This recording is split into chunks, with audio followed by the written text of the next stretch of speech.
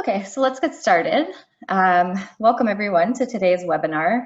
Happy to see there's so much interest in this work. I think we've got 90 people logged in right now, or 82. So that's wonderful. For those of you that might not be familiar with the Greenbelt Foundation, we're the only charitable organization that's solely dedicated to the health and prosperity of Ontario's Greenbelt.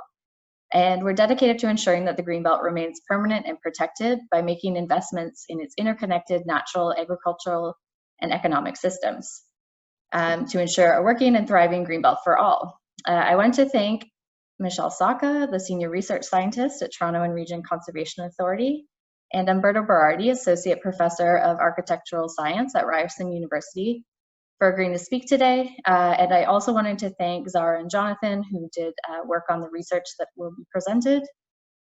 Today's webinar is going to be recorded, so you can view it after. And we're asking that everyone submit any questions through the Q&A box. So down at the bottom of your screen, you should see Q&A box. As opposed to using the chat, we're asking that everyone use that for questions.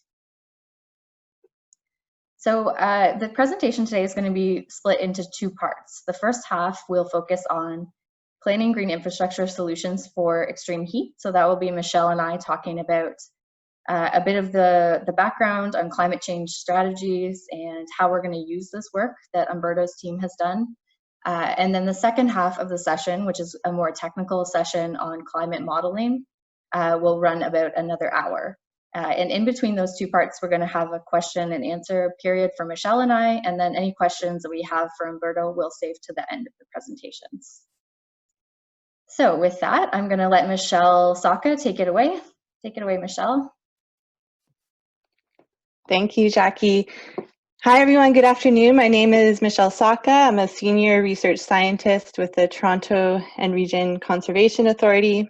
I'm going to start off providing just a little bit of context around climate change and green infrastructure, and then introduce the specific project we're going to be talking about in more detail today. So in the Toronto region, we are already feeling the impacts of climate change, but future changes in climate are also expected to have significant impacts. And some of the impacts we're anticipating are a significant increase in extreme heat days, warmer air temperatures, including warmer nights, which can have a particular effect on the human body's ability to cool off. And this can lead to some heat-related impacts. We're expecting increased total precipitation and precipitation intensity rates, particularly during the winter and spring seasons, and more extreme weather events like storms. So while we are experiencing and anticipate the climate change impacts, we're also dealing with issues related to the urban heat island effect. So in case you aren't familiar, a really quick overview is that this is where urban areas are usually warmer than their rural surroundings. This is because as cities have developed, we've lost vegetation to surfaces that are paved or covered in buildings. And the ground cover change coupled with new urban heat sources really amplify and trap heat and result in less cooling through shade and evapotranspiration. So around the Toronto region, we have to address both urban heat and extreme heat. So we are expecting extreme heat days to possibly double by 2050. And in many areas, we continue to see urbanization, which is increasing the urban heat island. So together, this can have significant impacts on residents in our communities. From a health perspective, heat can lead to issues related to heat stroke, heat exhaustion, and it can really worsen pre-existing conditions for those residents. So with this problem context in mind, one part of the solution we have identified for addressing heat issues is to look back at the cause of urban heat islands and try to change land cover back to vegetation. And in urban areas especially, we can do this by increasing the implementation of green infrastructure. So in Ontario, we have an official definition of green infrastructure that is part of the Ontario Provincial Policy Statement. And it is that green infrastructure is natural and human-made elements that provide ecological and hydrological functions and processes. So what we're really talking about here can be viewed as three main categories. Essentially, we have green infrastructure, including natural areas, so forests, ravines, wetlands, engineered technologies, so porous pavements, rain barrels, cisterns. These technologies really replicate the functions of ecosystems, such as stormwater storage and filtration. We're also talking about approaches that combine natural and engineered, such as green roofs or bioswales. And it's also really important to note that we're also talking about soils. So vegetation requires healthy soils to survive. So they are a critical part of our green infrastructure system, and we cannot forget about them when we're talking about the health of our communities. I threw this slide in here just for a quick moment to clarify, because there is some confusion in the Canadian context, but when we're talking about green infrastructure, we don't consider stormwater treatment plants, solar projects, wind projects to be green infrastructure. We're really focused on the natural systems and the technologies that support those natural systems directly. So within green infrastructure, and for this specific project, we're going to focus on the urban forest, which is really the backbone of a municipality's green infrastructure system. So an urban forest includes all trees on the landscape. This is street trees, park trees, trees on private property, trees in natural areas, including trees in ravines. All of these trees make up the urban forest, and they are all assets that provide services to our communities, just like traditional infrastructure assets like roads and pipes. Many of the services that the urban forest provides actually help us adapt to climate change impacts or contribute to climate change mitigation efforts. That makes urban trees and urban forests a really unique tool because it addresses both adaptation and mitigation. So it helps us increase our resiliency, really, by providing a range of services and health benefits to our communities. Some of the key services urban forests provide that relate to climate change specifically are listed here. So stormwater retention, the provision of recreational space, carbon sequestration. This happens directly in the trees. We can reduce urban heat, as we'll see later today. They can help increase food security through community orchards. They encourage and support active transportation, which then in turn reduces vehicle emissions. They can reduce energy consumption and costs, and they improve air quality. So for the next little bit, I'm going to focus on urban forests and their relationship to heat. So trees and vegetation help cool urban communities through both shading and evapotranspiration. This thermal image shows in blue how trees and the shade they provide help cool surfaces compared to the unshaded areas that are seen in orange and yellow on this image. But, you know, we really don't actually need an image to understand this phenomenon. I think many of us, probably in the last couple of days, have had the experience of the cooling sensation of seeking shelter under a tree on a hot day. But at a more regional scale, you can actually also see this cooling effect of our urban forests, and in particular of our urban river valleys. So on the left, there is a heat map looking at surface temperature, and on the right is a map of tree canopy in the Greater Toronto Area. The river valleys on the right are highly treed and can be seen as dark green systems, but they are also visible on the left in the dark blue, or the cooler systems that extend through significant portions of the GTA.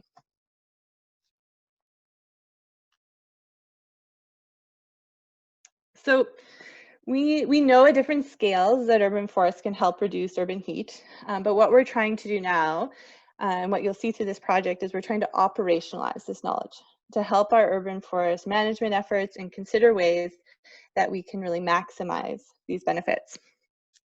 So at this point, I'm going to pivot now to introducing the project being presented throughout the remainder of this webinar. This project is focused on the Peel region, seen here outlined in that purpley pink on this slide. Peel region is located on the western side of the city of Toronto and encompasses the cities of Mississauga and Brampton, the town of Caledon, and a portion of the Greenbelt. The region of Peel is really a leader on climate change initiatives, and this project falls within their Peel Community Climate Change Partnership. So the partnership is a collaboration between Peel Region, Mississauga, Brampton, Caledon, Credit Valley Conservation, and Toronto and Region Conservation Authority. The mandate of the partnership is to work together to mitigate and adapt to the effects of climate change. The partnership has 4 priorities seen here: low carbon communities, flood resiliency, green natural infrastructure, and public education. This project we're talking about today is a key part of the Green Natural Infrastructure Strategy, which really aims to increase the number of healthy trees in priority areas to reduce public health risk and enhance social and environmental outcomes.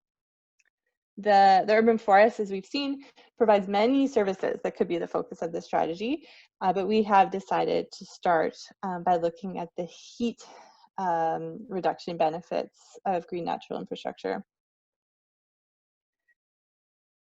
So this next slide shows a graphic of our approach to undertaking this strategy. So we began by engaging with partners, mapping priority areas, identifying, modeling, and evaluating scenarios, then documenting best practices, then planting, maintaining, and protecting our urban forests based on everything that we've learned previously, and then finally benchmarking, monitoring, and adapting before we start the whole process and approach over again. So this project really specifically relates to the second and third steps there. So mapping priority areas and identifying, modeling, and evaluating scenarios. So for both the flood resiliency strategy and the green natural infrastructure strategy, a key step has been the mapping of priority areas. For our focus, we did not want to just look at the distribution of heat across the landscape. We felt it would be more important for the community to be focused and looking at heat vulnerability across the landscape. So at that, I'm actually going to hand the presentation over to Jackie to talk a little bit more about the vulnerability mapping and the modeling scenarios that we use.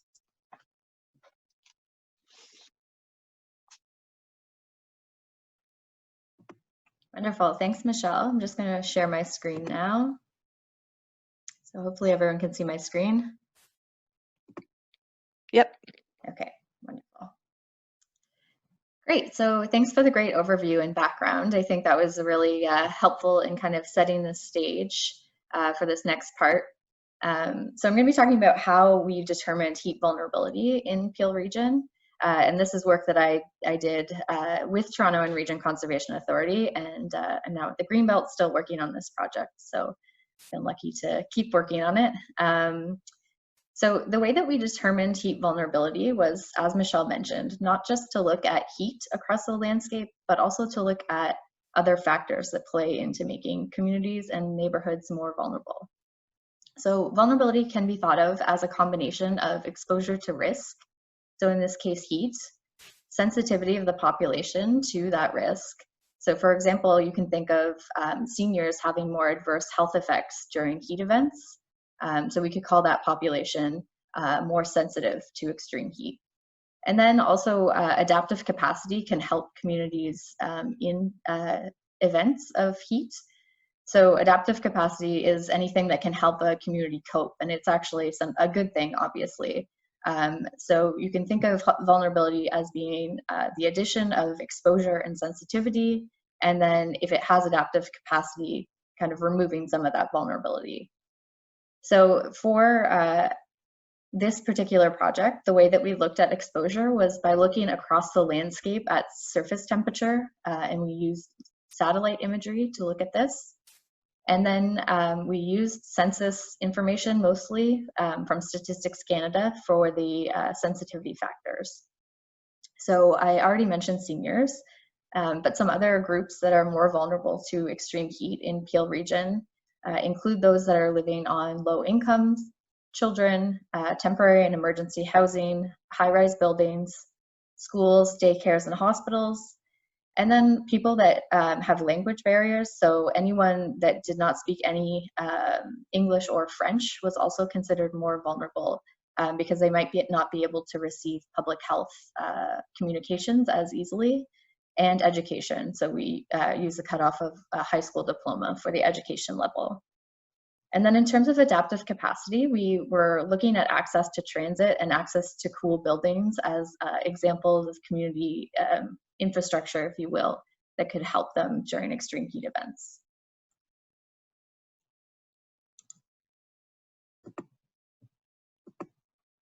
Oh, sorry, I'm having trouble with my slides here. There we go. So this map here shows exposure to heat. So this is the first piece in the vulnerability index. And the darker red areas are those hotter areas within Peel region. And Michelle kind of already showed the heat island map across the entire region. And we used 3 years worth of data to create this map. But basically what you're seeing is that there's higher exposure in those urban areas in each municipality. And then in the more rural context, it's less hot.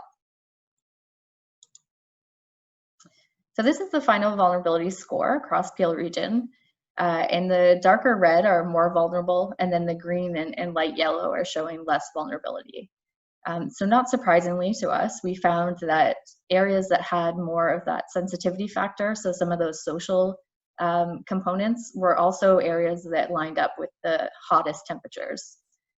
And so this map that was created is actually an interactive map that can be explored by turning on and off layers and zooming in. So if you were interested in just looking at exposure to heat or just the sensitivity factors, you could do that. And then these circles show the neighborhoods, the priority neighborhoods that were selected for this strategy. And there's one in each local municipality. So one in the town of Caledon. And for anyone familiar with Caledon, this is in the Bolton area, in kind of South Bolton. And then there's one in Brampton, which is at kind of the intersection of Highway 407 and Mavis Road. And then finally, there's also a neighborhood in Mississauga, and this is the Malton neighborhood, which we didn't look at for the heat modeling explicitly. We modeled just these other 2 neighborhoods, but a lot of the results would apply in that neighborhood as well. And something that's interesting to note, I was listening to a webinar actually just this past week that looked at heat vulnerability, equity, and COVID-19 in New York City. And they found that areas that were vulnerable to extreme heat were also had much higher cases of COVID-19. And so when we're talking just about extreme heat right now, but I think it is important to note that these communities might be vulnerable to a combination of many different things. And so that should all be considered when we're doing urban planning. This map is taken from the Peel Data Center information. They had these maps available, but I just wanted to kind of talk a bit more about these neighborhoods that we're looking at. So again, the ones in red are the areas of focus for the modeling, but all 3 of them are kind of priority areas identified for the strategy. And you can see on the left the employment, percent employment, and on the right income. So these are obviously related, but they are areas of both low employment and low income. The Caledon neighborhood in the north is more industrial, but it does have some kind of classic suburban landscape as well, and quite a bit of impervious surface. And the Brampton neighborhood is less industrial, it's more residential, but it does have some green corridors that run through it. So those are the urban river valleys that Michelle mentioned earlier that are part of the Greenbelt, which I'll mention in a second. And the Brampton neighborhood had a higher proportion of people that didn't speak English or French, and they also had some long-term care homes and schools within these areas. Whereas the Caledon neighborhood had a higher proportion of children and seniors, and they also had long-term care and schools within this neighborhood. So I mentioned the Greenbelt and the urban river valleys. So I'm not sure how many people maybe already know this, but the Greenbelt is 2 million acres of protected land near the most populated region in Canada. So it's in the Greater Golden Horseshoe that wraps around from around Cobourg down to Niagara Falls. so the kind of west end of Lake Ontario, and then all the way up to the Bruce Peninsula. And in May 2017, the Greenbelt was expanded to protect 21 major urban river valleys, including Etobicoke Creek, which is the one that runs through the Brampton neighborhood, and Humber, which kind of begins at the Caledon neighborhood and then runs down to Lake Ontario. So that protected green infrastructure, provides lots of ecosystem services, including heat, or cooling benefit, obviously, which is going to be the focus of today's talk. But there was another reason that these neighborhoods were selected, in addition to being close to those urban river valleys and vulnerable to heat. We were also looking for areas that had opportunity to grow new trees. That's kind of the whole intent of this strategy, is that we'd be looking for areas where we can make a difference with green infrastructure. And so knowing that we had room to grow new trees was kind of core to that. So on the left-hand side, this is a map of plantable space. So this is basically like pervious surface, an area that had soil where a new tree could go. And the dark green areas down here are showing where the priority neighborhood is. And then on the right, you can see what this actually looks like on the ground. So it's pretty typical in that there's, some street trees, but they're pretty small, and there's room for more. And this picture on the bottom right hand is showing a school property. And this school, like many suburban schools, has a lot of impervious surface, and it's probably quite hot in the summer. And it also doesn't have any trees that you can see in this picture at all. So this is the Brampton neighborhood. And then the Caledon neighborhood looks very similar. There's lots of opportunity to grow new trees. And they do have some trees in their park areas, but they are kind of sparsely planted and still quite small. And again, they had a school where this photo was taken. You can see there's not a single tree on the school property. And there's also quite a bit of impervious surface. So this is a good thing in that there's lots of opportunity to plant more trees and grow more trees to increase their cooling benefit. But we did want to be kind of realistic in this this exercise of understanding how much change we could actually make with trees alone. So we had to determine how much room there was in these neighborhoods for new trees. And we didn't want to assume that we could make any changes to the landscape. So we didn't say that we would be ripping up roads or removing buildings to plant trees. What we did was we used GIS to determine where trees could potentially go in locations where there was soil to plant them in, so pervious surface, and where they wouldn't conflict with existing trees or overlap with other new trees. And we use this as kind of an upper limit. So we call this the intensive greening scenario. And Umberto will be talking further about this. But this intensive greening scenario is basically an 80% increase from the current canopy cover in these neighborhoods. And canopy cover is just, if you're looking from above, how much leaf area covers the ground. And so this, as I mentioned, the intensive greening scenario is about an 80% increase from current canopy cover. And then we also wanted to know, do you have to have that kind of intensive change to see a difference? Or would a more moderate greening scenario also get us cooling benefit? So we did develop one other scenario, which was about a 50% increase from the existing canopy cover. So in terms of this specific research, there were some key questions that the Greenbelt Foundation and Toronto and Region Conservation Authority and the Peel Climate Change Partnership had that we wanted answered. And those questions were, is there already an urban heat island in these neighborhoods? And are the Greenbelt and the urban river valleys providing cooling?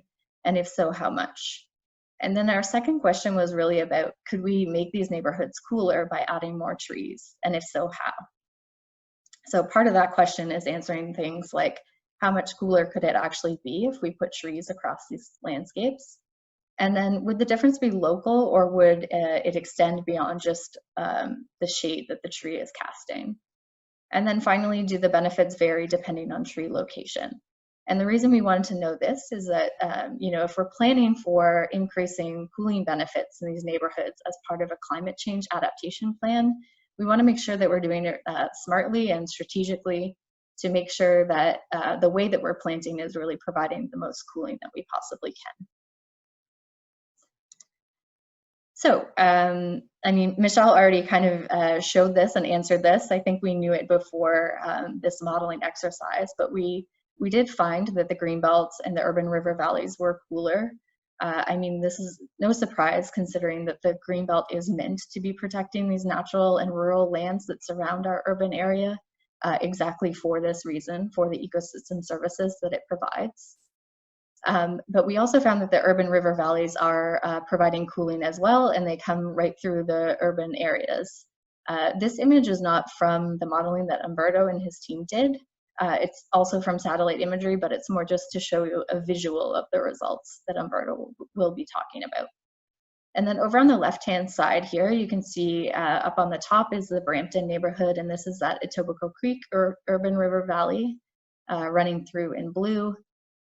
And then down on the bottom, this is the Caledon neighborhood, which is quite hot and shown in red. And then the Greenbelt proper, so the actual Greenbelt area is shown in blue.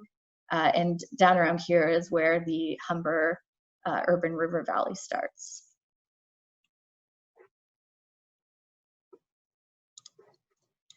So beyond just the cooling that is being provided by that existing green infrastructure in the Greenbelt and the urban river valleys, there is also opportunity to increase cooling by using trees. So we found a really positive result showing that if we were to implement the intensive greening scenario, so again, that's an 80% increase from the existing tree canopy cover, we would see a decrease in average daily temperatures by 2 degrees, potentially. And that one is shown in green here on this graph, so that the differences vary throughout the days that were modeled, but at most we saw about a 2-degree difference. And then also of note is that the moderate greening scenario also showed quite beneficial cooling benefit, but not as much. So the intensive greening scenario was about 20% cooler than the moderate greening scenario. And both of these results are significant, especially considering these are daily averages that we're talking about. So how we feel when it's hot outside is dependent on more than just air temperature. Things like humidity and wind speed also come into play. And this human thermal comfort is often how that's referred to, and it's reflective more of how our bodies feel stress when there is heat. So an index can be used, it's often referred to as a human thermal index, and these are, you're probably very familiar with these. When weather stations say what the temperature it feels like, they're using one of these indices. And we found that trees could have made it feel at 11 degrees cooler at 5 p.m. in specific locations, which is very significant. And this was particularly in areas where there were lots of trees added. So it was basically like a new forest, like reforested areas have these greater cooling benefits. And during the hottest hours, the shade provided by trees was consistently able to decrease the stress that humans would feel from strong heat stress to moderate heat stress. And this is during one of the hottest heat waves that we've had in the region. So that's a pretty significant finding.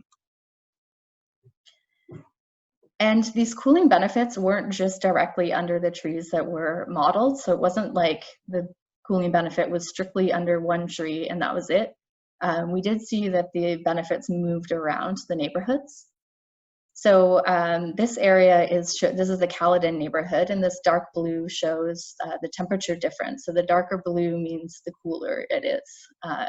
And again, the reason for this is that this area was more like a reforested area because there was enough new trees that was going into this property, which is actually the schoolyard. But you can also see that they're moving downwind. So in this case, downwind is north because the wind was blowing north that day. So these cooling benefits were moving up to 150 to 250 meters into the neighborhood. So this is showing that it's not just about the trees being planted on the property itself, but also the benefit to the community that they can provide. We also found that, and I kind of alluded to this, that the forested areas were better at cooling than individual trees. And you can picture this, right? If you were to walk into a forest, it feels a lot cooler than surrounding areas. But if you're under the shade of just one tree, it may feel cooler, but not as cool as a forest. And so this is an interesting finding and something that I think we can implement in our strategies when we're trying to adapt for climate change. Thinking about if we have the space to create these new pockets of forest that we should be. And some of the greatest cooling impacts that we saw occurred on the school properties because there was so much opportunity to put new trees in. But not only was there opportunity, but also there was a vulnerable population there because there were children obviously nearby, and people undertaking physical exercise outside are also more susceptible to heat. So you can think about like kids out at recess and how a schoolyard would be a really beneficial place to put new forest. And similar public lands can also be could also be providing this benefit where there's increased opportunity and also potentially closer to vulnerable populations. So if you think of like long-term care homes, hospitals, and subsidized housing, they often have these large properties that could be reforested. And context does matter. So we found differences depending on where the trees were being placed in the model. Parking lots that were surrounded by buildings in particular, where there wasn't a lot of air movement, they were found to be extremely hot, some of the hottest areas, because they have impervious surface, obviously, and then not a lot of wind or air movement. And again, this is something, the results are kind of showing something that we know in our day-to-day lives. When you walk through a parking lot in the city, it is so much hotter than the surrounding area. And this is important because we can plant trees strategically to reduce these kind of like hot pockets by having them shade the impervious surface. And this is just a photo that I snapped of this poor bus driver that was waiting outside in my former office parking lot, and the one tiny little tree that was providing shade. And I did want to bring this in here because I, am a forester at heart. And I think the message has to be that we need to conserve existing large trees. This isn't going to be achieved just by planting a bunch of young new trees. The best way to grow our urban forest is to protect what we already have. So large trees are providing not only cooling benefit, but so many other services that would take many, many small trees to make up for that service. So the first step should be to conserve what we have and then invest in maintenance of young trees that have already been planted to make sure that they can survive to those large sizes as well. And then finally plant more trees, because we won't achieve this 80% increase just by conserving the trees we have. Trees obviously have a lifespan, and so we should still be continuing to plant trees, but making sure we're conserving and protecting the ones we have. So I did mention that there was opportunity on the school grounds, and I just wanted to go back and highlight that that public lands in general have a great opportunity because they're already in public ownership. If we're serious about making our neighborhoods, getting them ready for the changes in climate that we're going to see, including increased heat, as Michelle mentioned.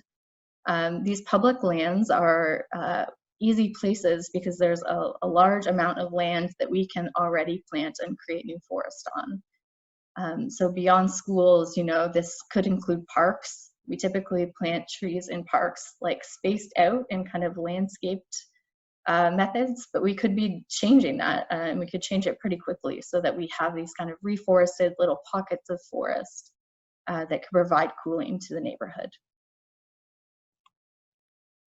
But there are opportunities everywhere, and I wanted to mention that too. So while a forest is great, it's hard to plant a pocket forest in someone's yard. But we did see through the modeling that that there was a decrease in temperature so that it could feel up to 3 degrees cooler just because of one single tree. And this is important because, it shows that even homeowners and residents can make a difference in their backyard. So things like residential tree planting programs like this one that I've highlighted here. This is my former coworker, Natasha, with LEAF, who is a residential tree planting program here in the GTA. And I think, you know, municipalities partnering with this type of program is really important in achieving the overall benefits that we want to see.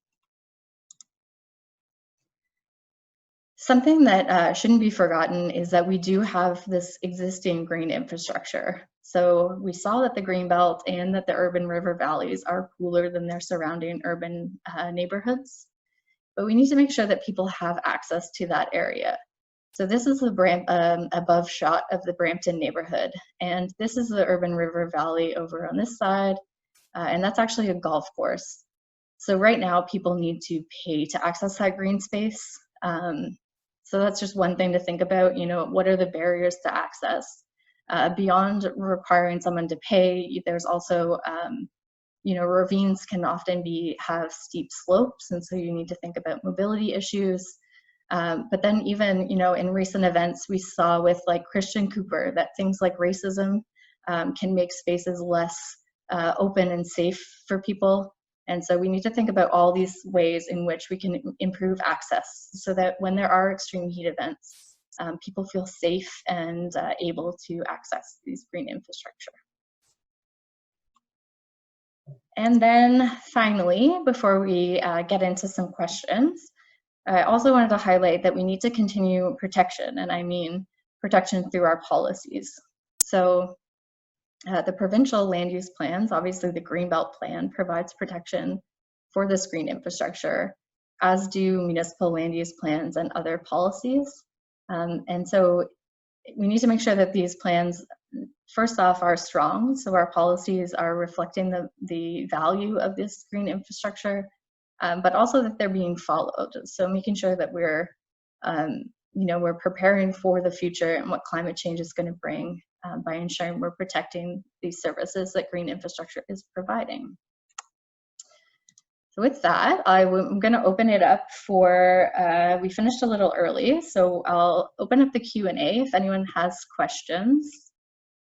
And then we can pass it over to Umberto if there aren't any more. So I see one question here, which I will read out. Oh. So the first question here from Kristen, how did you determine that an intensive increase in tree canopy would lead to a 2 to 11 degree decrease in temperature? Would love to hear more about the modeling process. Well, Kristen, you're in for a treat because that is what Umberto is going to speak about next. So the 2 degree decrease was the daily average temperature, and then the 11 degrees was the thermal index, so what it feels like, and Umberto is going to speak in more detail about that. And then we got a question from Jonas. Hi, Jonas. He asked, have you considered the diversity of trees planted? So I'm going to pass that one to Michelle, if that's all right. Michelle?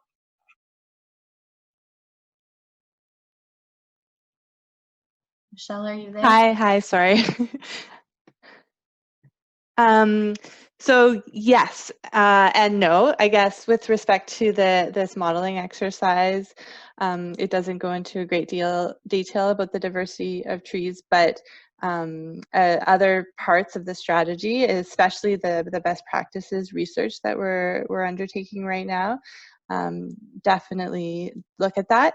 And for me, it really comes back to Jackie's point about maintaining and making sure that these trees survive, right? Because we really need to make sure we have a good diversity of trees to ensure that we have the canopy cover and we don't just have one pest or one event wipe everything out. Great, thanks, Michelle. So we also have a question here from Ruth. The city of Vaughan, urban river valley lands are primarily in private ownership. If we identify areas for restoration in these lands, who would fund the plantings? Funding is a tough question. This might also be a question that Michelle can partly answer. Maybe from Peel, some of the insights could be used for Vaughan. Yeah, so funding is a tough question, and private lands are a really tough question when it comes to urban forestry, both with respect to planting and with respect to management. So when we're working with municipalities, I mean, often, as Jackie said, we do focus on the the public land area, because that is where the biggest opportunity is to have sort of quick impacts. And then I think part of the purpose of this project and the overall partnership is to say, okay, well, we're seeing a lot of potential on private lands, whether it be ravines or other private lands, or our lands under other ownership like schools. And so the next step will be, well, how can we tackle those? How do we get increased tree planting? Is it partnering with NGOs like LEAF? Are there other solutions to getting folks planting in those areas? So it's definitely part of the strategy of what we're looking at.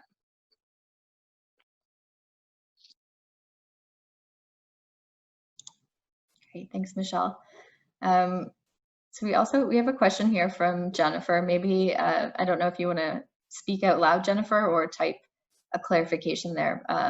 But your question was, what about alternatives to trees where soil is contaminated that may still have a positive impact? I'm not sure if you're thinking more like gray infrastructure alternatives for cooling or other types of plants.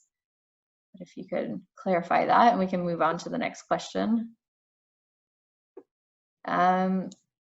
There's a question from Tracy that asks, does the school board have policies regarding planting of trees that may pose a challenge? I think from my experience in working in urban forestry, I have heard that planting on schoolyards can be difficult for several reasons.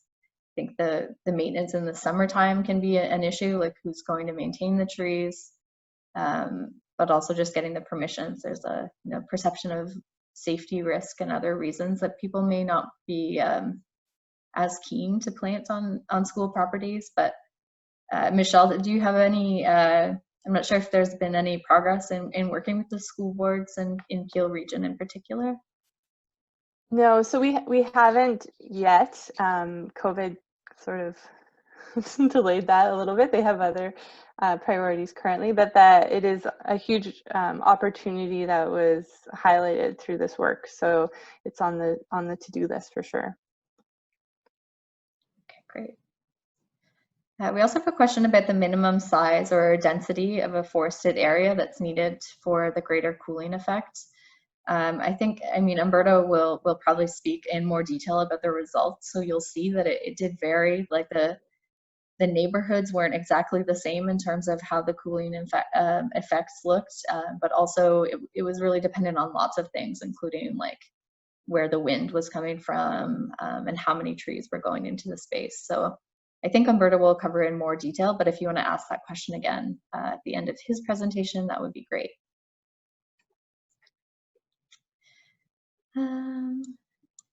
Carly has asked a question about schoolyards. So many areas like schoolyards on private lands could provide more space for trees if they have less pavement.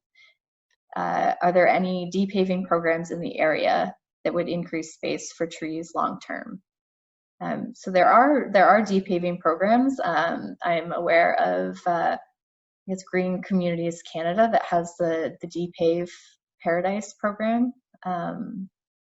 And I think Toronto and Region Conservation Authority was also working with them possibly this year. Michelle, do you know more about that? Yeah, there are those are the two main ones. A little bit. I think whenever you're looking at plantable space, it's always a debate whether to include paved areas or not. Because I completely agree. I mean, even parking lots. I mean, often there's huge potential for planting, but it is paved over. So I think with respect to this research, it was about trying to find very realistic and quickly implementable scenarios. But overall in plantability, I often, and Jackie does too, advocates for including some paved areas in those assessments, because we definitely, once they're paved, it doesn't mean that we can't reverse that for sure. Yeah, that's interesting. We're actually, this is outside of our area of topic today, but we are working with the city of Peterborough, and they are ripping up a paved, like a parking lot that they're turning into an urban park downtown. So it's just one example. I'm sure there are tons of examples like that of turning a former parking lot into urban forest and park. Okay, we'll take a couple more questions. Sorry if I'm missing some of these, but I see the clarification from Jennifer that it was other types of plants, so in contaminated areas.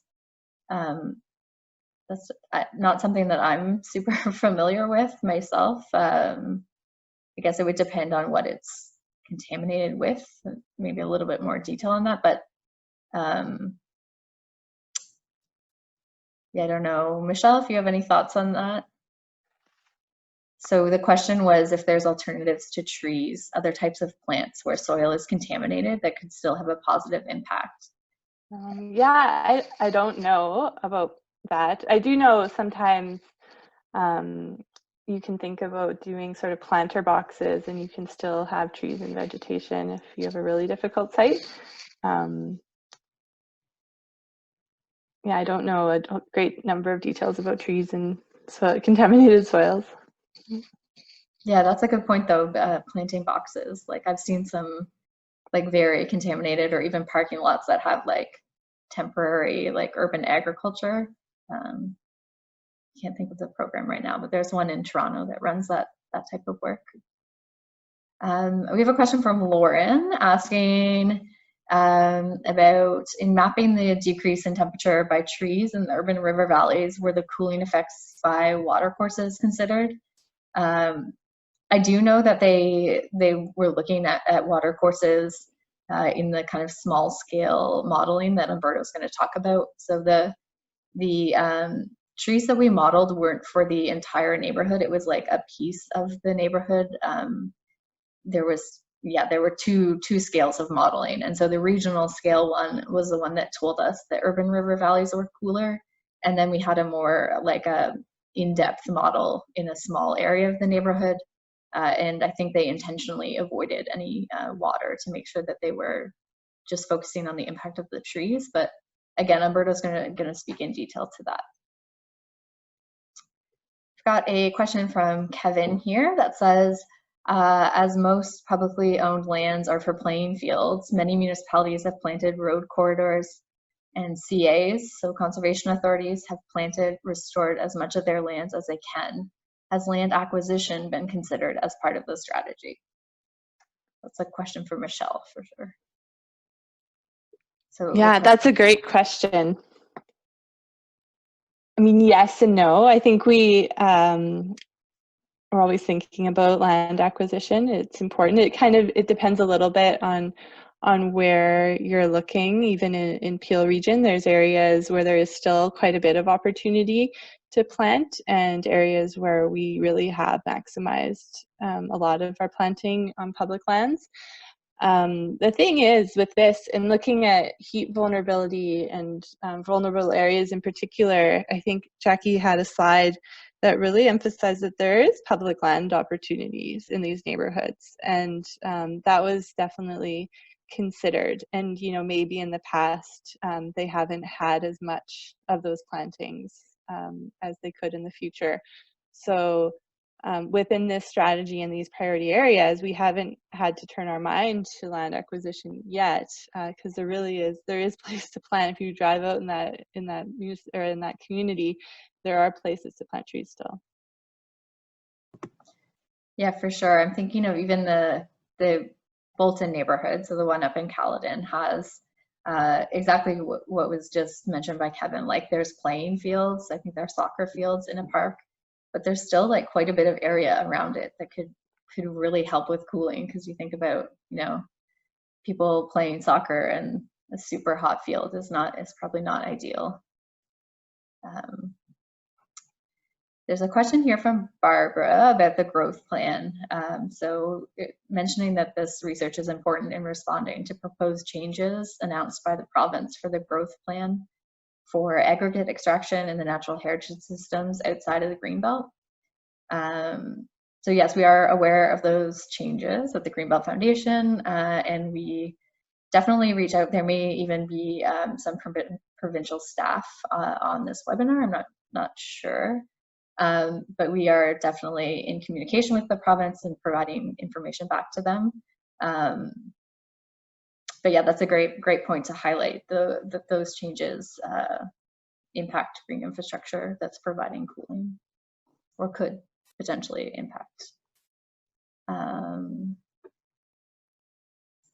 The name of the project in Peterborough, I think that I have only referred to it as a four-season urban park. It's right downtown Peterborough, and it's beside a Shoppers Drug Mart. But that's the only detail I know. Ruth, I'll reach out to you with the more details on that project. It's a project that we're doing in collaboration with EcoHealth Ontario, which are also pretty involved in this space.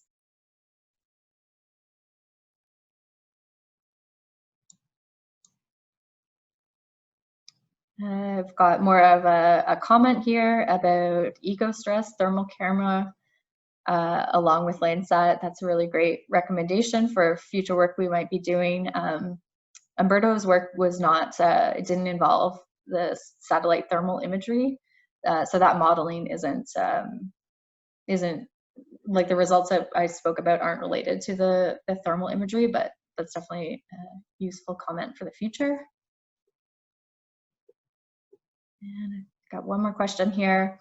So a question from Tim: are you in cooperation with Evergreen to convert school playgrounds to small woodlots and garden areas, or other environmental nonprofit groups? This research would be really great for kids to learn about forested trees. I agree. I know Evergreen was doing a lot of work in school grounds, and also the eco schools, another option for getting greening on schoolyards. But I don't know, Michelle, is anyone involved in this strategy with Evergreen? Yeah, Tim, you're speaking straight to Jackie and I's heart. We think we completely agree. It seems like such a great opportunity. It seems so obvious to us that it's a learning, and we provide shade and trees on school grounds. If anyone knows of any NGOs that are actually currently undertaking this sort of project, please let us know.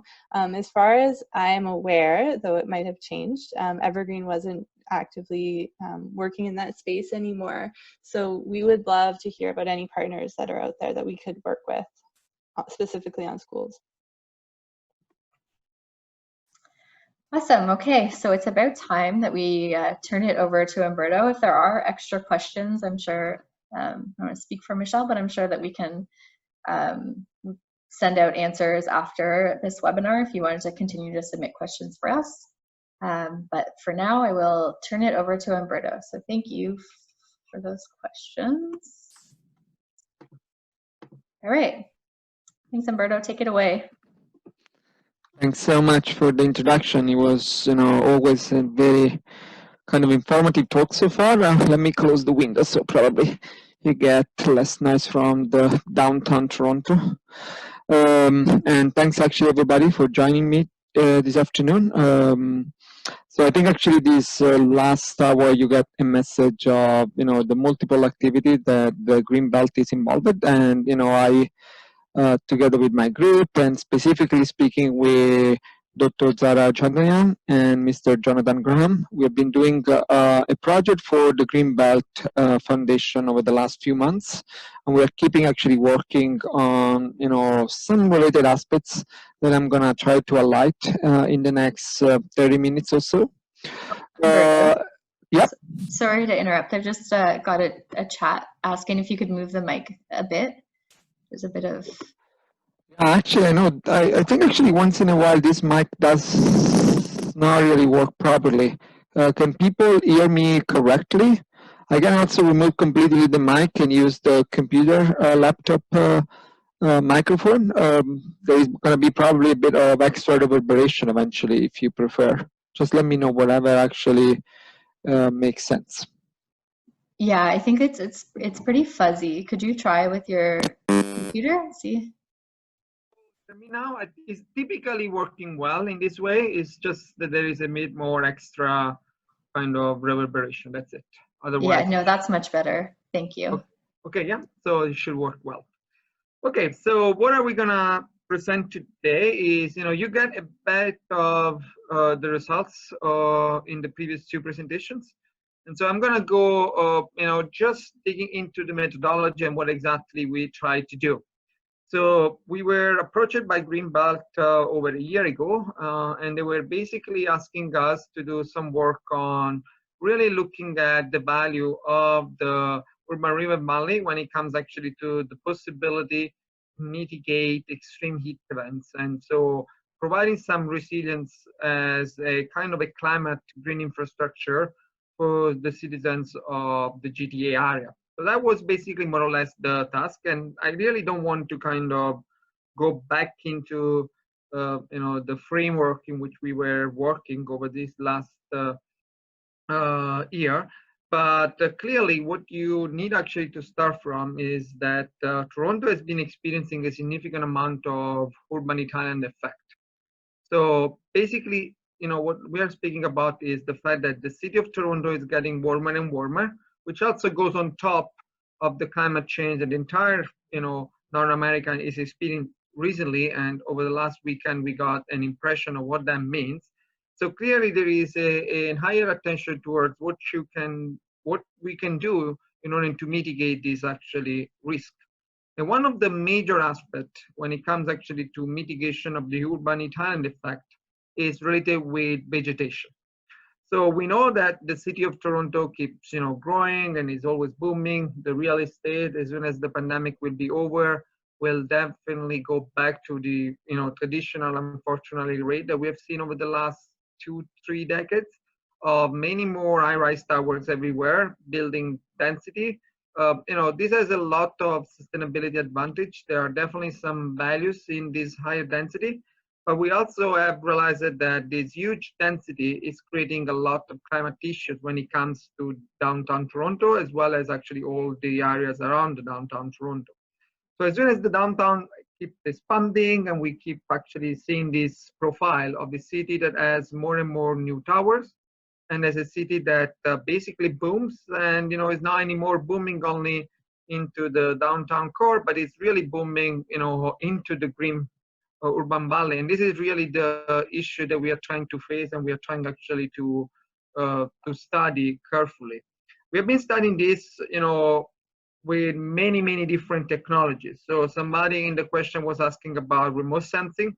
So I've been actually working quite heavily with remote sensing over the last, I would say decade, but particularly 5-6 years ago, specifically in the GTA area. We're really looking at the impact of surface temperature from satellite imaging. So this is not really the scope of today's presentation. It's not the scope of the project we did actually for the Greenbelt, but I will be more than happy to discuss this aspect at the end in the QA or, in future meetings. So going back actually to what we were focusing, the reason why we were actually, so interested into the resiliency towards heat waves is because they get actually affecting really the areas that are densely built, as well as actually the areas where we have been putting a lot of asphalt, a lot of concrete pavements, a lot of lower albedo surfaces. So for those of you that may not be familiar with the concept of albedo, basically when the sun radiation hits a surface, and these days we often get 1,200-1,300 watt per square meter. So it's a lot of energy, to be honest with you. Now, this energy can be, if it is a super white, highly reflecting, surface, gets, heavily reflected back into the sky. If we have a lot of greenery, that kind of solar energy gets transformed into the functionally metabolism of the plants and the greenery areas. But whenever actually you have these black asphalt, concrete, so materials that are quite dark, typically speaking, they have big storage capacity.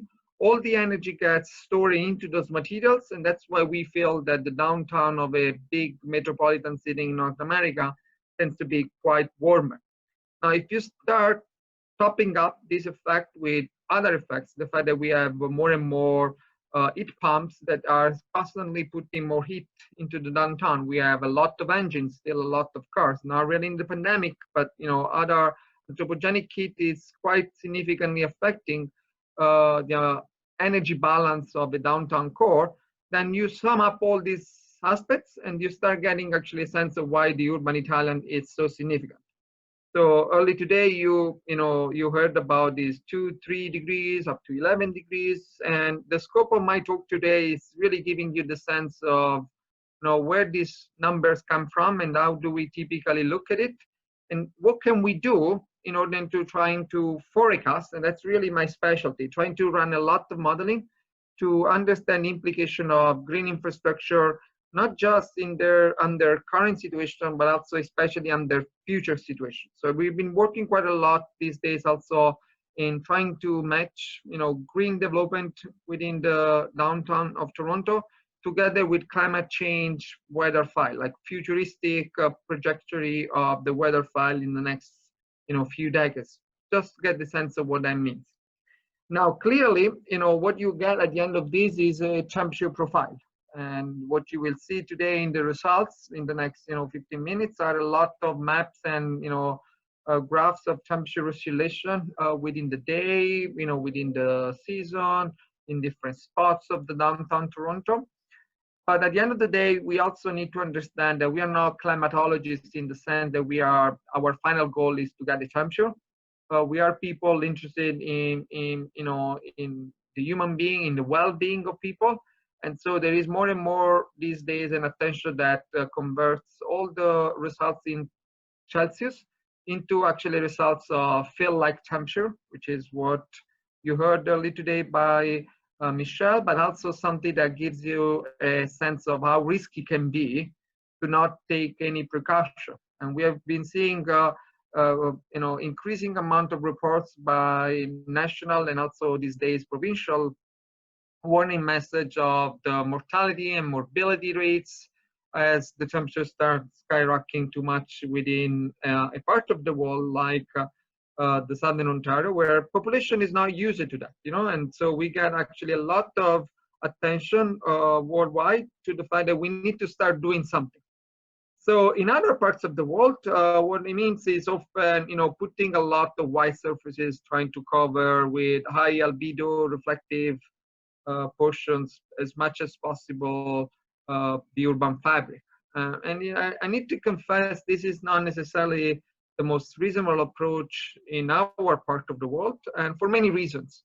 And probably the most important reason is that we have a huge green infrastructure available that if we are able to preserve and increase as much more value, because beyond actually helping us in mitigating the solar energy balance, when the solar energy arrives to the surface, it can restore a lot of other positive benefits. So the idea here is, how can we make sure that we try to have the full spectrum of understanding of, the value of greenery systems within, I would say, the peripheral boundary of the city of Toronto, to try to get a sense of, the real absolute quantitative assessment of the climate benefits that these greenery systems may provide to us. So this was more or less the task, and clearly there are tons of good benefits of putting a lot of trees, and if you can really make sure that this ring around the downtown Toronto gets not only preserved, as we have been doing over the last few years by increasing the ratio of these green belts, but also if we can increase the penetration of the green belt into the downtown core of the city, there is a huge actually benefit of it. So we have been doing modeling for this project, and we have been doing a lot of modeling of current scenario as well as future scenario. I want to anticipate that currently we're working on the follow-up of the project, and we move it from the modeling and simulation result that you are going to see in the next 10 minutes into an analysis that will look at field testing. So we will see in a year to come from now, another good amount of results from field testing. But basically, the idea was to try to understand what is the value of the Greenbelt into the current solar energy management of the GTA, and then trying actually to modify the current urban built infrastructure and trying to simulate new scenarios. And we were actually hearing before, we trying actually first to densify a lot the trees, both in the sense of lines of trees, but also in pockets of, little forestry almost, pockets of new greenery systems in the Greenbelt. And we were also working, as you heard earlier today, at two different scales. We were working at a scale that was the entire Greenbelt, and then actually we zoom it up and we went into two very little subportion of a community to try to get a sense of specific trees. So for those of you that were asking about the benefits of different species of trees, I will actually have some kind of results for you in a moment from now. So the idea here, the final goal, was to trying to get a full picture of what the Urban River Valley is doing and trying to provide strategies to optimize what it can do in the years to come, specifically speaking towards the challenge of heat adaptation and heat wave adaptation and resiliencies of the GTA. So this is more or less a flow chart that tries to represent the methodology of our study. So we had a lot of GPS data that were used to try to get a sense of the current urban form, and in different scale of the analysis, we were able to kind of model in the larger scale neighbors with an accuracy of 100 meters. And then in the smaller scale, we were just focusing on neighbors where we were able to look at, a few meter by a few meter detailed resolution geographically of these areas. We were also using a lot of climate station we have available, and this climate station has been used to trying to, I would say, validate the numerical model we were able to build. We also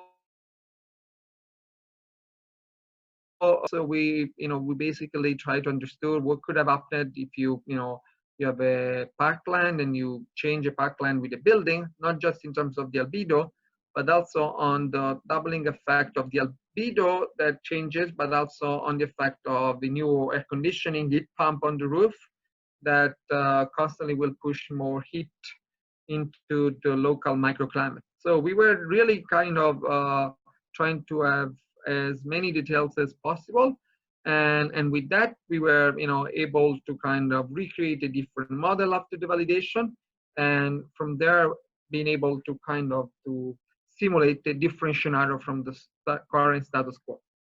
So I'm gonna break this presentation in two subsections.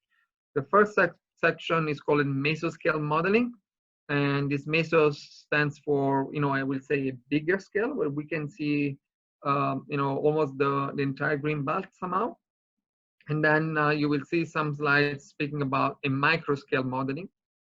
And in the microscale, you will see just those two communities that have been modeled, and where we can actually see the specific effects of little trees or larger trees along lines or pockets, and so a bit more of specific results. So let's start from the mesoscale model, which is clearly a model that it is meso in the sense that is I would say bigger, but it's not too big. So a mesoscale model is also known as a weather research and forecasting model. So to give you the sense of what it means, it has more or less the same, I would say, accuracy and resolution of the weather forecasting models we typically use. It's actually really the same at the end of the day. So what it means that I'm not going to be able to understand if there is going to be, I'm currently on the intersection between Carlton Street and Young Street. Now, if I check a weather forecast, nobody will tell me if there is a rain here and there isn't a rain on the next street. That's not really possible. It's not really the scale of resolution that a weather research and forecasting model is able to predict. However, this kind of model can tell me if there is, going to be rain likely happening in downtown Toronto and there isn't going to be rain happening in mud. So we got a kind of a resolution that allows us to map different portions of the region of interest in this specific case. Now, in a weather research forecasting model, basically what we are trying to do is put in the main factors that are affecting the energy of the atmosphere. And these factors are, clearly the sun, that gives a huge amount of heat, as we were just seeing. But also we can put, major pieces that can have a counterbalance effect over the sun. And so, for example, we can simulate the effect of the lake. So the lake, it's a full body of water that by evaporating, it needs actually that heat absorbed by the sun, and so provides a cooling effect of the water pond of the lake. So we can see the lake effect in these kind of models. We can also see effects such as, major density with a huge portion of heat released. We can see, for example, the effects of when the density goes up a lot, then we can start seeing those kind of things. But we have no capacity to look at any details, below 100 meters or so. So specifically speaking, for the scale of this project, we used a resolution that was 333 meter by 333 meters. So it's what we typically call a 4-domain in horizontal resolution of the WRF. So if you actually see the picture on the top right side, you see, a typical GTA Google map. And then what you can see once you start digging into the bottom pictures are the different domains. Now, to give you the sense of the domains, the black areas here are the downtown area. The yellow areas are the Greenbelt area. You can see, for example, in this, brown yellow, a portion of the Mississauga airport. But you also realize that, for example, we have some capacity, not too much, but some capacity to take things, such as the Toronto Island. So it's not really, I would say, a super detailed model, but allows us to have a very good forecast of what typically happens. What we were actually modeling was, basically taking this domain for, for bad or for good reason, and we actually modeled different heat waves. So for the sake of time, today I'm gonna just focusing on the heat wave we had a couple of years ago in the first few days of July. And so I'm gonna show you the results for the July 3rd, 4th, and 5th of 2018. So you see that, to validate these kind of models, we use a different weather station. Here you see the Toronto City Center, which is not too far from the Scotiabank building, the Pearson International Airport weather station, and we had a few other weather stations. We were basically using this weather file recorded to get a full picture of what's happening and to be able to calibrate the impacts of things such as the amount of anthropogenic heat from cars and air conditioning systems during heat waves. Now, if you see what an heat wave is typically considered a kind of a stream with significant than 30 degree or very close to 30 degree in Celsius air temperature. So you can see this air temperature plotted, for example, in the Toronto City Center, and you can see over these 3 days that we consistently had air temperature above 30 degrees. So, with a maximum of 35, and pay attention when the air temperature is 35, if it is a pretty humid day or if you are actually under solar radiation, then clearly over these 3 days, you're likely actually hitting almost the 50 degrees of felt temperature, so, or at least above 45 for sure. So this is really creating a lot of health risks for significant portion of the population. And you can also see, these are really weather files in black and red are the forecast of our model. And you can see how they basically shift when you move away from the Toronto City Center and you start going into, for example, Buttonville records, and they are quite kind of milder and cooler than you will add in the Toronto City Center. So we look at specifically, as we were seeing before, the Brampton and the Caledon community in the mesoscale modeling. So just to give you the sense, these are the areas they were modeling, and I'm showing these just to allow you to get a sense of, you know, the domain that we were looking at. So these are, you know, portion of the cities that are more or less already built, typically built with a density that is corresponding to, you know, low-rise construction, 2-3 floors maximum. Typically, they have some levels of penetration of the, or I would say still some saving of the urban river valley, both in the Brampton, but specifically in the Caledon. You can see here towards the north of the Caledon case study that we had a significant portion of the urban river valley with more greenery area.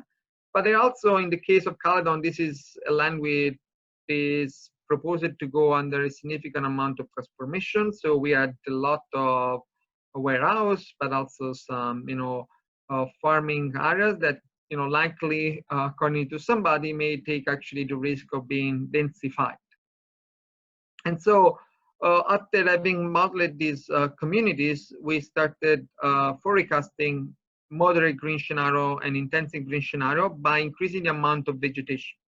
At the mesoscale model, we have no capacity to model specific trees. So at this scale, we don't really have the possibility to look at, you know, a specific tree or a specific domain. Actually, the model looks almost flat. So there isn't even that much capacity to look at valleys and, you know, little hill. But we were still able to kind of see what happens in these two domains if we take the current amount of greenery and we increase by a factor of 50% or we increase by a factor of 80%. So trying to get a sense of what it means to provide more green infrastructure in these areas. Now, you have all the details of the modeling into the report, which is freely available on the Greenbelt Foundation webpage. And here you can find a series of snapshots of the results.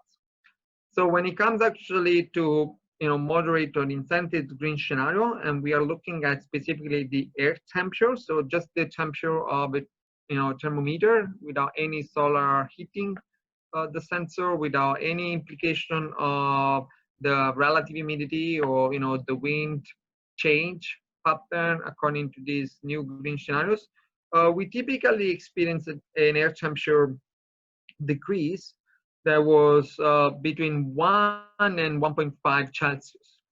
Now, a bit less in Brampton, a bit more in Caledon. In Caledon, in the intensive green scenario, on average, on the entire domain of that area. So I'm speaking about the air temperature clearly kind of average over this spatial domain. We got a reduction of almost 2 degrees Celsius in air temperature. And to be honest with you, this is a huge value when it comes to the health consequence of a heat wave, because you know that there are a lot of statistics, and I don't want to spend a lot of time today, and I'm not an epidemiologist to discuss about the effect of 1 Celsius on the body, but there are a lot of reports that you can, you know, find also from very highly respected doctors about the implication of each single Celsius for the amount of health mortality that cities experience. And, you know, it's typically in a few percentage points. So it's not really a small number, and, you know, can save a lot of lives still. So here you see a graphic representation of what we found.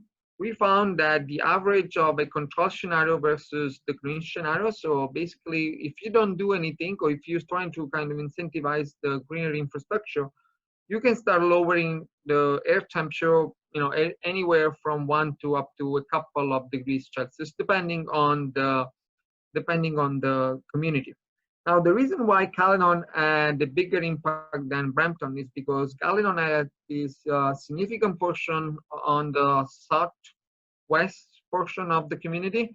It was full of warehouse with, you know, large parking area, a lot of asphalt. And, you know, clearly those are those areas that when it comes to climate implication of urban Italian and heat waves, they really tend to kind of suffer a lot. Now, we also look at a few other aspects that, you know, you can pretend to be interested. One was, the wind speed, and the other one was the implication of a lot of trees and how they change relative humidity. And the reason why this is critical is because often in the world of green infrastructure, people are questioning about some measurements that many cities are taking when it comes to the relative humidity levels. And the reason being is that evaporative cooling with a lot of fontaines and water bodies have been, recently often pushed by cities to alleviate heat waves. Now, they are clearly easy to implement solution. They are one spot, you basically put a sprinkler of water and you create these kind of effects. But then on the other side, they also create this increasing relative humidity that has several implications and is clearly not necessarily the best strategy you may want to implement whenever you are in a condition like Toronto, that with a continental climate tends to have a quite humid summer. And so clearly, a green infrastructure represented by a lot of trees represents a better option than little fontaines that, although creating a local evaporative cooling effect, they also result in a long-term issue when it comes to the relative humidity.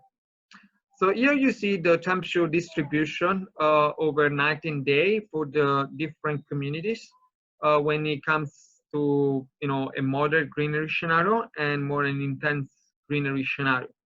So the red curves are the scenarios that we were able to kind of forecast, and the black curves are the scenarios that are currently ongoing. So you can see these red curves already being quite below the red curve. You can see that there is always this kind of reduction of 2 to 3 degrees in air temperature, which again seems to be not huge, but 2-3 degrees less in air temperature may easily become 5-6 degrees of felt temperature on average on the entire domain in terms of perceived temperature.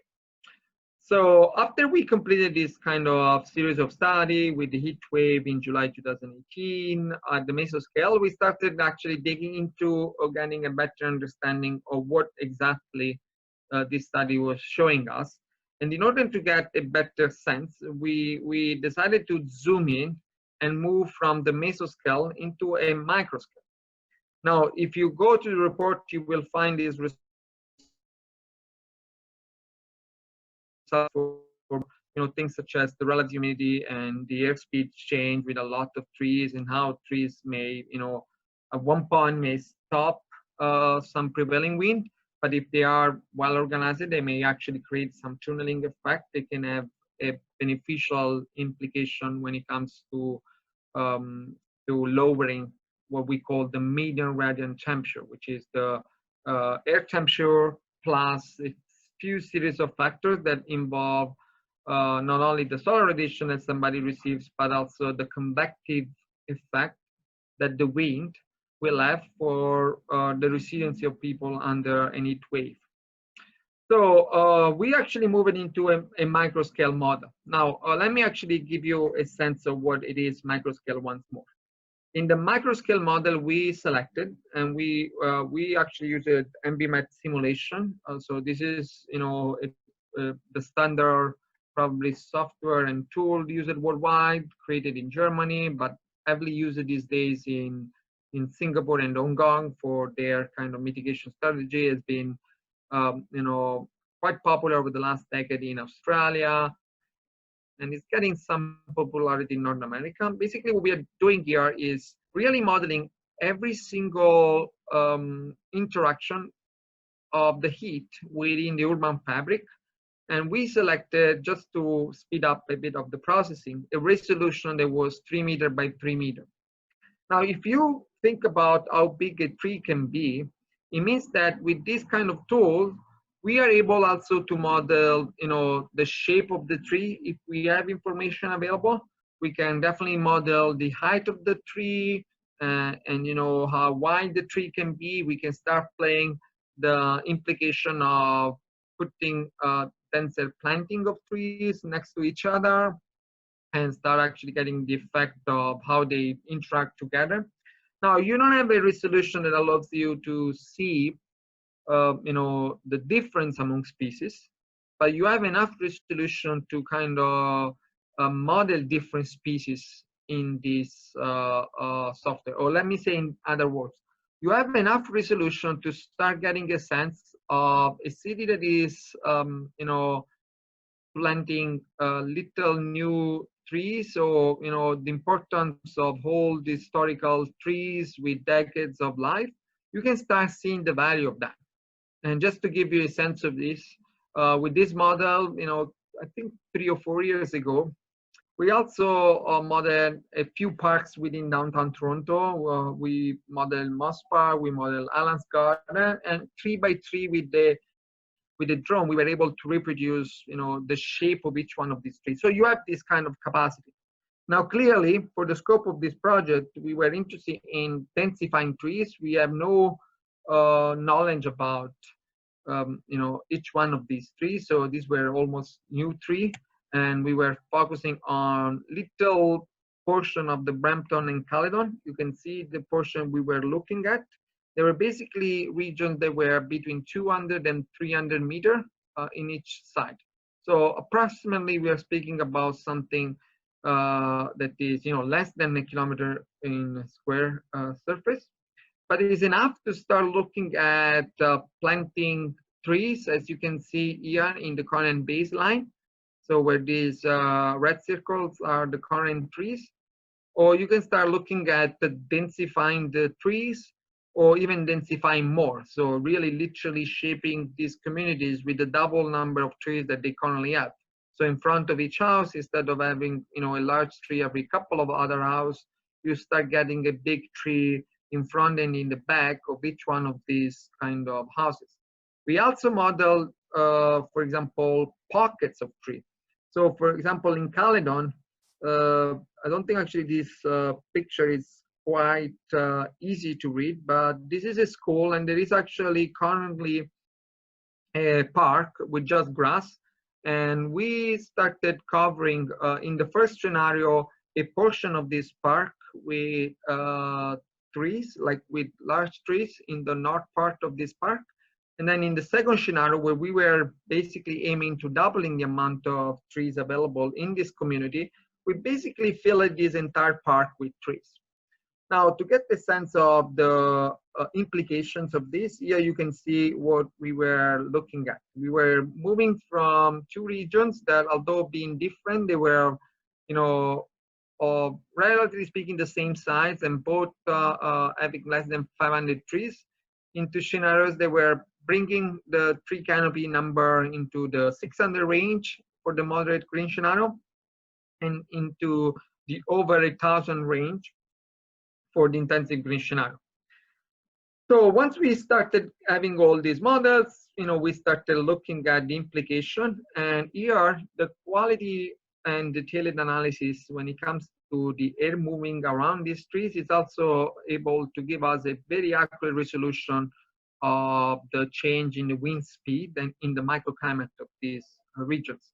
Now, typically we use these models for wind tunnel studies and fluid dynamic studies when developers are pushing new condo towers in downtown Toronto.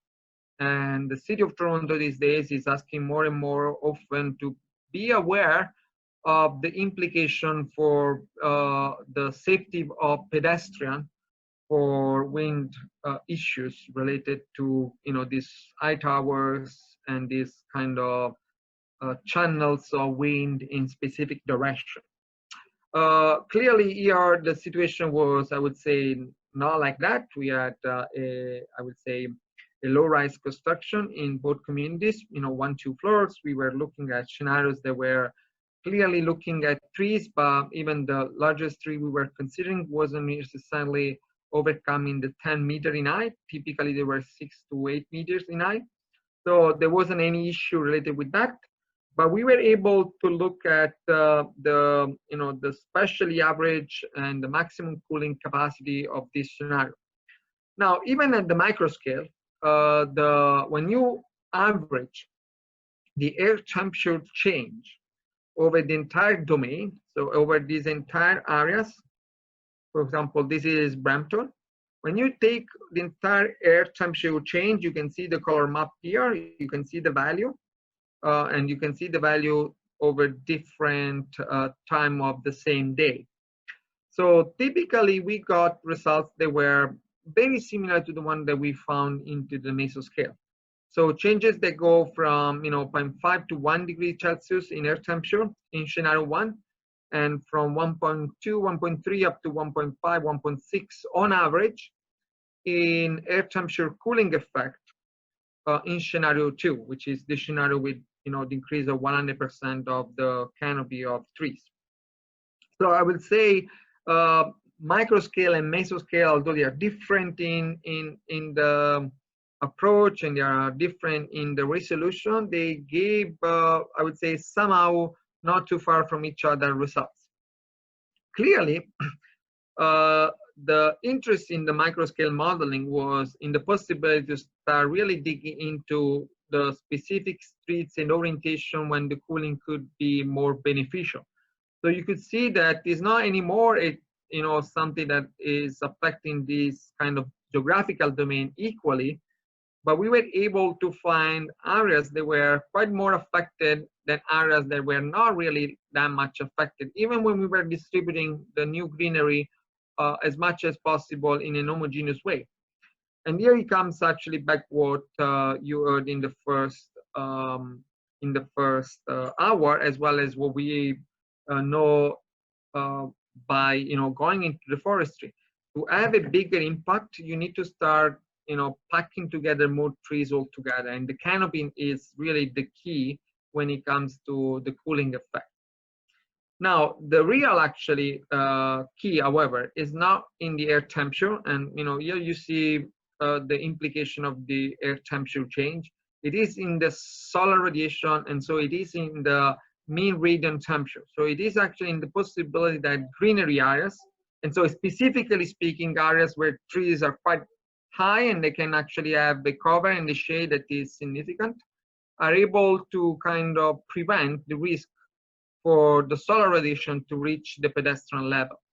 So this is really what we were able to find whenever we were plotting the perceived temperature, so the mean radiant temperature in this particular case, more than the air temperature. So here you find results of the UTCI, which is a kind of a well-known standard for outdoor thermal comfort index. So is an outdoor thermal comfort index, which basically means it's not anymore the air temperature, but puts together with the air temperature a significant portion of the implication of the radiant temperature, so the temperature you feel from the surface that surrounds you, as well as the wind effect. Now, when you put all together these kind of things, is where you started getting this significant amount of higher cooling up to levels of 10, 11 degrees in specific scenario. You also realize that this kind of cooling effect, if you start zooming in and you start plotting it, is more significant, and this unfortunately is not necessarily good, but is more significant over early hours of the day than it is actually in the middle of the afternoon.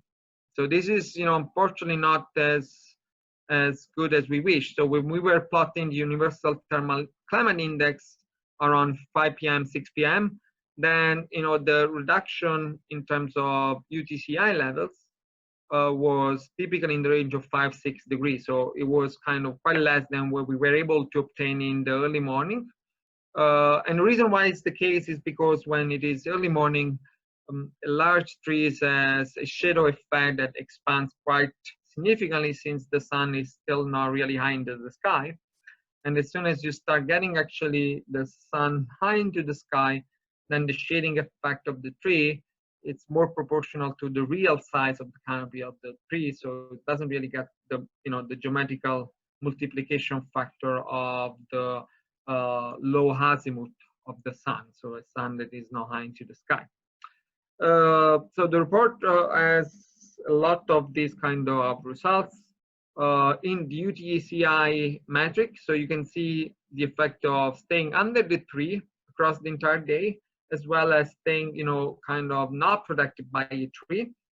And you can start seeing that the temperature, diverge of 5-6 degrees constantly in the UTC level. So there is a significant benefit of it that we were able to kind of recognize. And if you start looking at this color map, you can see that as soon as we were putting these three, you can almost represent these three as, this moderate is stress of 26 up to 32 Celsius in the UTCI level, which typically means an air temperature from 22, 23 up to 26, 27.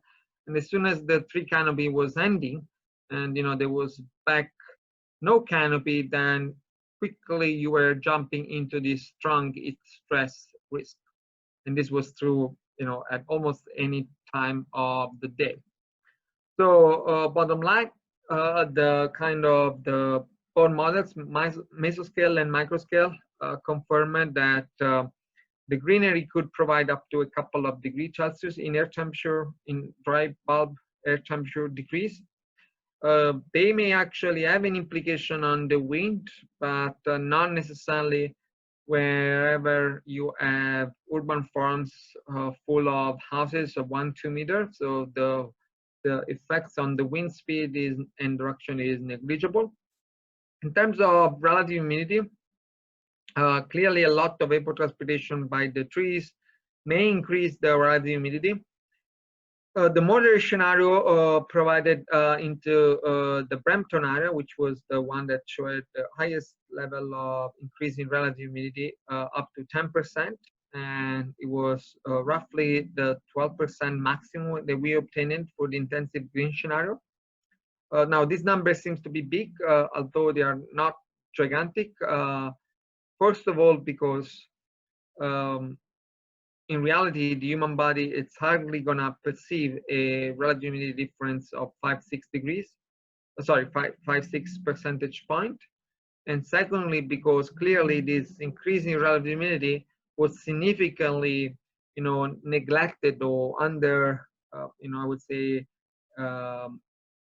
represented in the comfort level index by the significant reduction in the radiant temperature as well as in the air temperature. So bottom line, both actually models were confirming the results. We had actually good analysis of it. And what we are doing these days is we are using some drones to take infrared picturing of greenery areas, as well as we have recently added a new postdoc that is trying to convert this thermal comfort index in morbidity and mortality factors to try to get a sense of the health implication of the different greenery options available for us. I will stop here. I thank you for the attention, and I'm more than happy of answering any question if I can.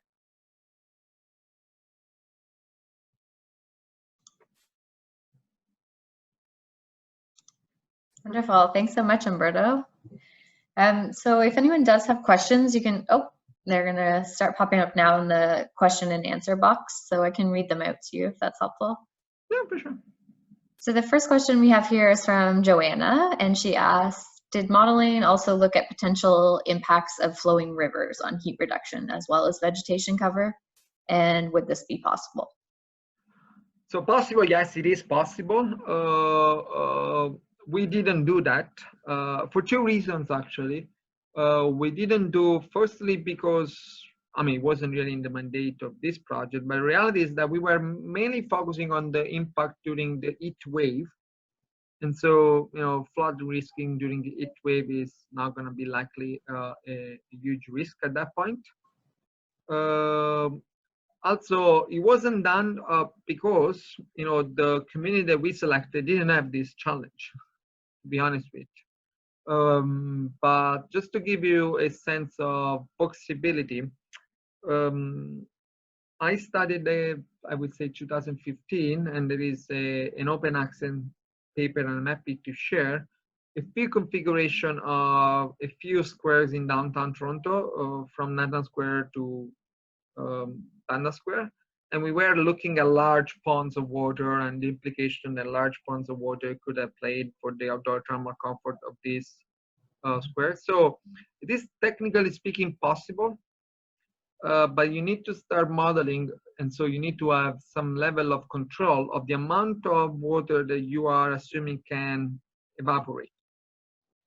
So when it's a controlled artificial fontaine, it's, I would say, way easier than if you're trying to do these kind of things in a natural water body. As a matter of fact, although we used the mesoscale, I was quite happy to work not in close proximity to the lakefront, because the impact of the lakefront, it's hard to fully control. And reason being is the evaporation gets affected by a lot of factors that are hard to anticipate. And the same air temperature may result in a different cloud covering of the sky, which will result in a different transpiration of water. So I think it's possible, but we need to be carefully to pretend that these models are able to represent the complexity of the several factors that at the end of the day in a natural ecosystems are all playing together, because we are always able to kind of select the factor that we want to focus our attention and not looking at the other factors. Yeah, that's helpful. If you do have a paper, I think this is the second question that relates to water. So if there's a paper we can share about the impact of water, like you mentioned, the one on ponds, we can send that out to everyone, because I think there has been some interest. I know this work on our end in particular was looking at how to increase cooling. So we weren't specifically interested in streams or water, because we weren't thinking that would be a strategy to increase cooling, and rather we were focused on trees. Oh, I got another question here. So this is in reference to an earlier question that came in. So it was a question about diversity, and it's clarification saying that higher diversity tends to increase leaf overlap, so canopy density, as well as potential transpiration rather of trees, because trees have different root depths. And this may affect temperature, although it might be more of an effect in larger forested areas, not so much in city parks and suburban areas. Could NVMet model this effect of diversity, so having different tree species together? Yeah, so let me say, so there are basically, when I model a tree, I got a few freedom of action to make a model. One of these is related to a factor that the model calls the LAI, which is the leaf area index, which is basically a forestry value that tells me how big are the leaves and how much they overlap to each other. So assuming that somebody, species by species, has calculated already this factor, then I can ask any software, but specifically the tools we use it to model the fact that there are a lot of leaves one on top of the other. So it's possible. And clearly the easiest thing is to model trees according to their shape in a different way. A tree gets taller or wider. We have already done that. If we want to start modeling the stomata effect of the leaf, then we have actually that capacity. This basically means that we can, theoretically speaking, compare the implication of planting, this X amount of one species versus this other X amount of other species.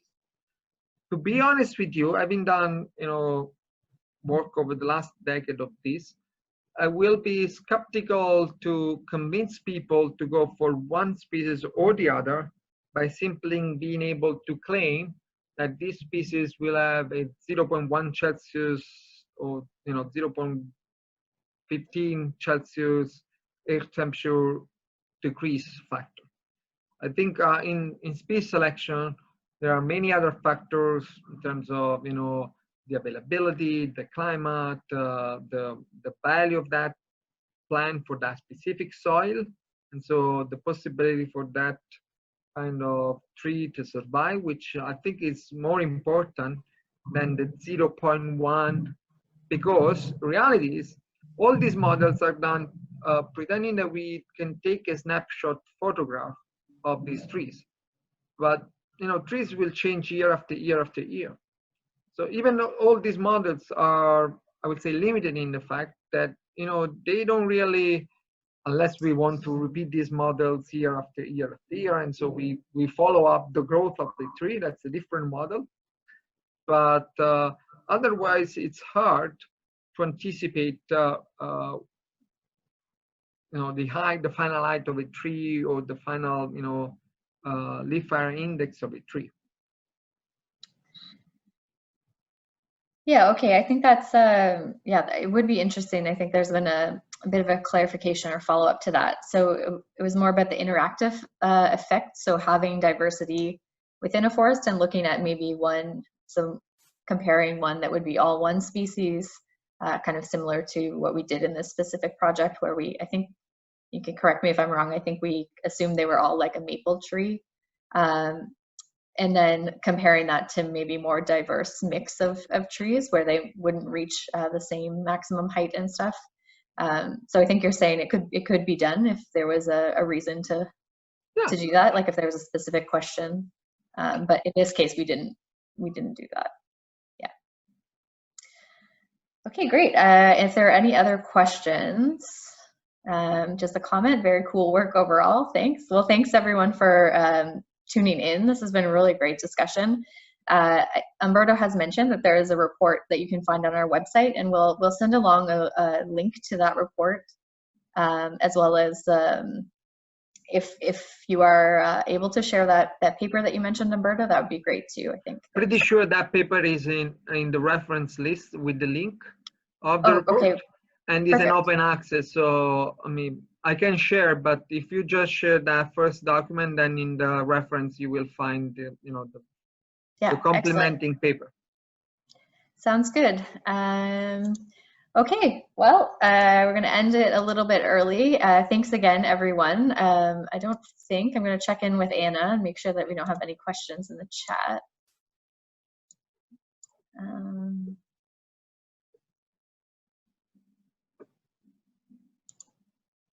No more questions. Okay, great. So again, thank you, Umberto. Thank you, Michelle. And everyone else who worked on this, Sarah and Jonathan, and also Tom, if you're still tuning in from the Greenbelt. Thank you. Thanks, everyone. Thanks for inviting me. Have a wonderful afternoon.